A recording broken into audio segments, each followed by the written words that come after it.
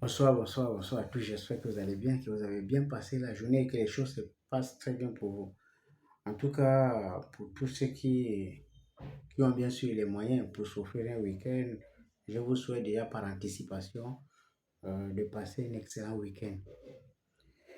Ceci dit, messieurs et dames, je voulais juste réagir par rapport à l'actualité phare du moment, c'est-à-dire que la sortie médiatique, sinon le coup de gueule du ministre du département de la communication, donc le ministre de la communication. Vous vous rappelez, il y a de cela quelques temps, j'avais publié une vidéo concernant la sortie du ministre de la Justice, lorsque ce dernier avait demandé aux parents d'être plus vigilants.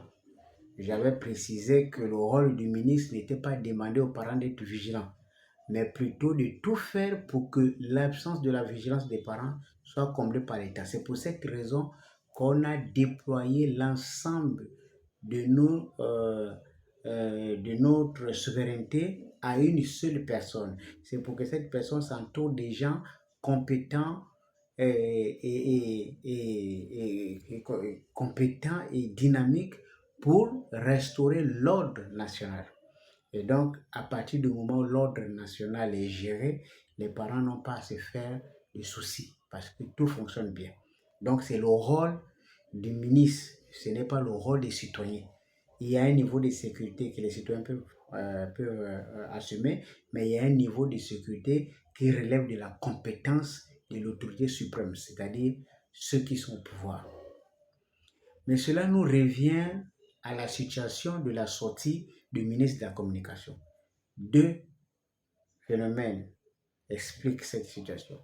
D'abord, la première, c'est le commentaire qui tourne autour des propos avancés par le ministre.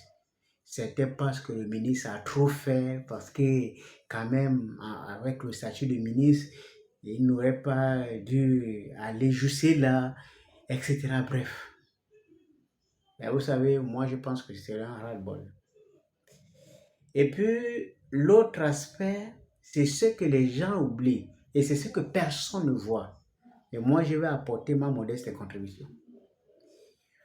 Vous voyez, il y a de cela quelques temps, j'ai publié plusieurs vidéos où j'ai fustigé le fait que notre présidence de la République est tellement perméable que tout le monde y entre. Je n'ai jamais vu des mémoires d'hommes en Afrique noire une présidence où les ressortissants des autres pays dictent la loi au sein de la plus puissante institution du pays. Moi, j'ai rarement vu ça. J'ai regardé au Cameroun, j'ai regardé en Guinée équatoriale. Je n'ai pas vu une présidence gérée dans plusieurs secteurs par les ressortissants de nos pays. Si on scanne les gens actuellement à la présidence, ceux qui tournent autour de la présidence, je vous avoue que vous allez être étonnés des nationalités qui vont sortir. Et ça, c'est hyper dangereux. Lorsqu'on arrive à ce niveau-là, c'est que le pays est en danger parce qu'on ne peut pas concevoir que les gens doués d'intelligence puissent préférer travailler avec d'autres nationalités que les propres frères. Ça n'a pas de sens. Et c'est exactement ce qui s'est passé. Vous voyez dans le raisonnement du ministre, le ministre s'adresse aux ressortissants camerounais. Il dit, vous êtes venus avec les chiens, vous avez lâché sur les Gabonais. Ça a mordu le Gabonais. Maintenant, vous n'allez pas sortir d'ici, vous allez rester ici. On va appeler la DGR. C'est très bien, monsieur le ministre.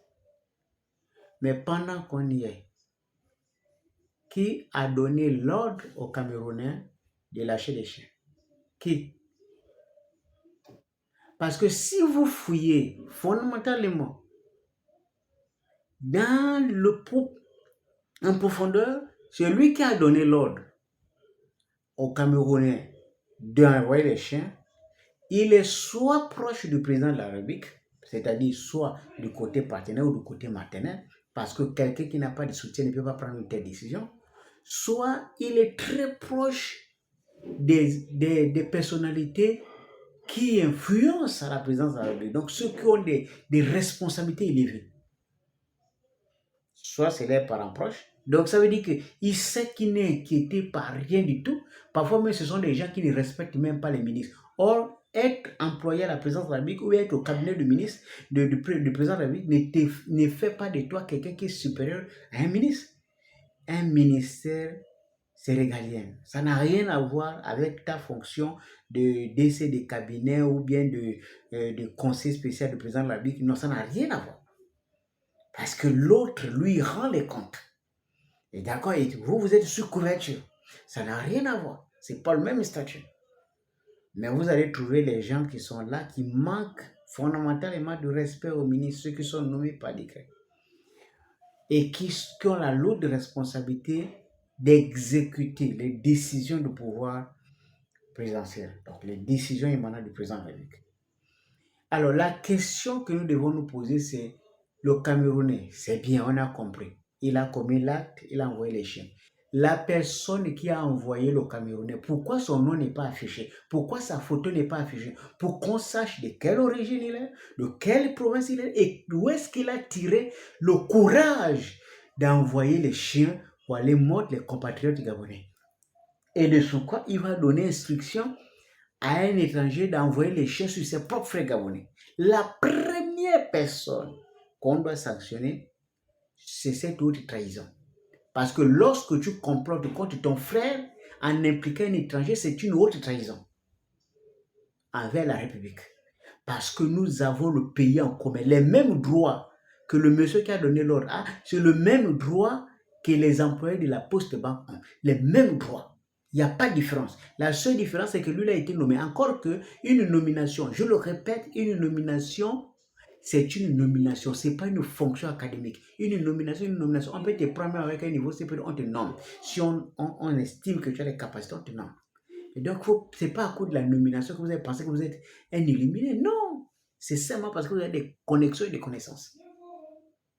Et donc, posez-vous cette question et vous allez remarquer que si ça ne va pas dans ce sens, vous n'entendrez jamais le nom de celui qui a donné l'ordre, vous n'allez jamais savoir pourquoi il a donné l'ordre, qu'est-ce qui s'est passé, où est-ce qu'il a tiré ce fameux pouvoir pour donner l'ordre aux chiens et mordre les employés.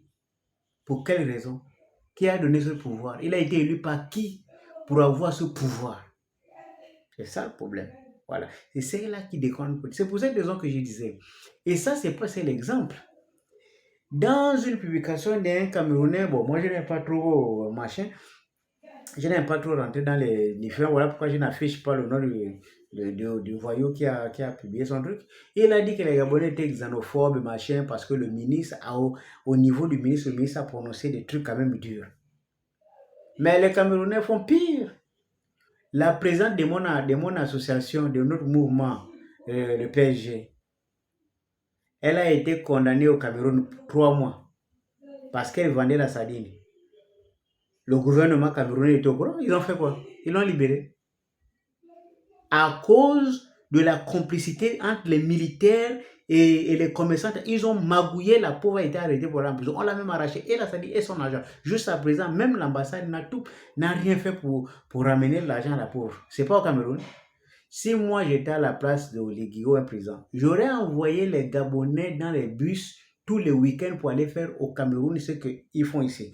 Comme ça, quand la réaction va être de notre niveau là-bas, cela va créer des soucis diplomatiques. Parce que vous pensez que ce que vous faites ici, si on fait ça va marcher? Non, pas du tout. Je suis désolé, le ministre a raison. Alors maintenant, autre problème, le problème c'est que ce n'est pas de votre faute, c'est de notre faute. Parce que c'est les Gabonais qui ouvrent les portes. Pourquoi ne pas créer une société comme SGS et puis mettre les anciens militaires gabonais?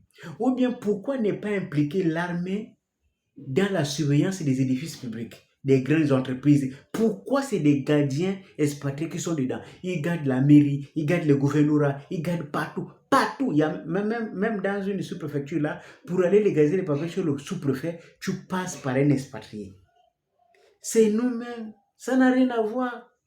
Le fameux journaliste là que je n'aime pas trop bien là, c'est lui qui fait les reportages, qui se dit que c'est un oliguiste là.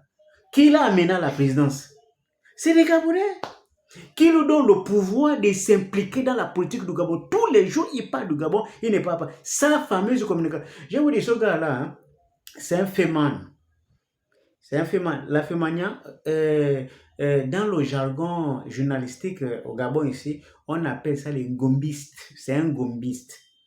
C'est des gars qui cherchent l'argent. Ce gars-là est un fauché de grands chemins. Il dit être riche. Comment on appelle, il méprise, il a l'audace de mépriser toute une corporation. Aucun journaliste ne se lève même pour répondre à ce monsieur-là.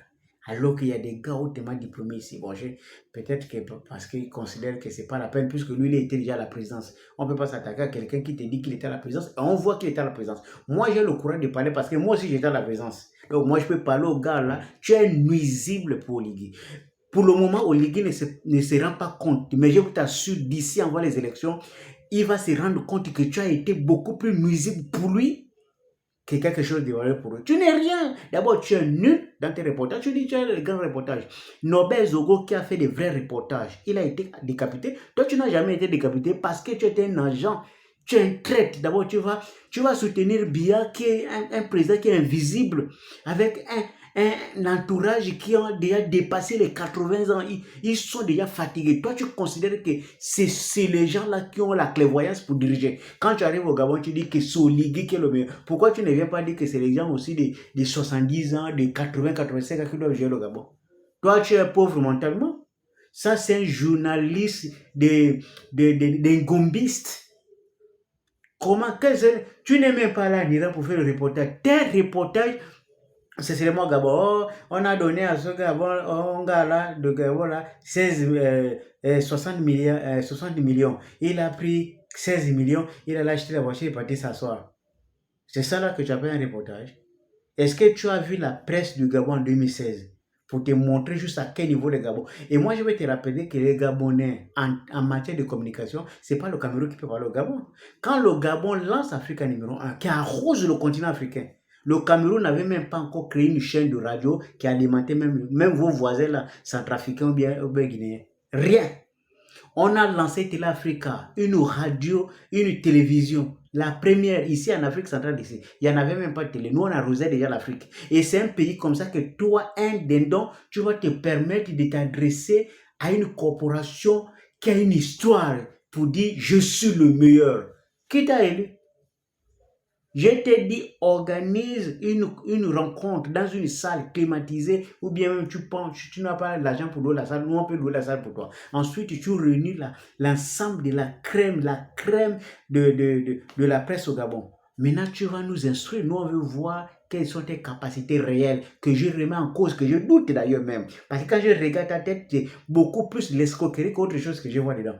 Je ne vois rien de crédible. C'est moi qui te le dis franchement, ça c'est une escroquerie intellectuelle que tu es en train d'avoir. Tu ne peux pas remettre en cause les capacités des autres alors que toi-même tu n'es rien. Il faut d'abord les affronter avant de te prononcer. Oh, tu as fait quelque chose qu'on ne fait pas dans une profession. Tu remets en cause les capacités des autres. Parce que quand tu proclames que tu es le meilleur, ça veut dire que tu as affronté tout le monde. Oh, tu n'es rien, tu es nul. Tu fais du gombiste, tu cherches là où tu vas manger l'argent. Et là où tu veux manger l'argent, parce que le Gabon, c'est un pays qui a la tradition d'accepter les gens inutiles comme vous et on les amène directement à la présidence de la République. Sinon, comment quelqu'un comme toi, tu peux aller saluer le président de la République? Par quel moyen? Tu es qui et tu représentes quoi pour qu'on t'ouvre la porte de la présidence de la République? Même Samuel et toi a eu souvent des problèmes pour rencontrer Paul Biya. Comment c'est aussi facile pour entrer au Gabon? Vous avez amené les étrangers, nous autres. Maintenant, vous allez vous étonner pourquoi le ministre est obligé de sortir pour dire non, est-ce que chez vous on peut faire ça? Mais le ministre, il a raison. Parce que ça dépasse l'entendement. Ça veut dire que même quand tu es au ministère là-bas, tu dis, mais c'est pas possible. Comment on peut faire ça un pays? Lorsqu'un ministre de la République dénonce, c'est-à-dire qu'il est en train de prendre l'eau. Parce que le ministre fait partie du pouvoir exécutif. Et le pouvoir exécutif ne dénonce pas.